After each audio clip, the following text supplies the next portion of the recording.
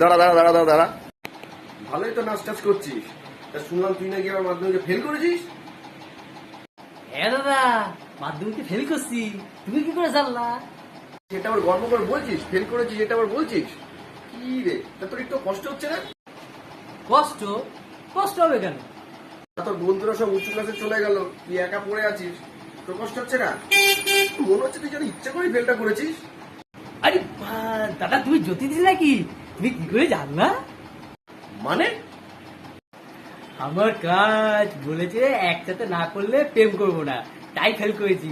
এখন একসাথে পড়বো, একসাথে পরীক্ষা দেবো, মজাই মজা মজা মজা মজা মজা শালা, মজা মজা শালা, মজা মজা মজা।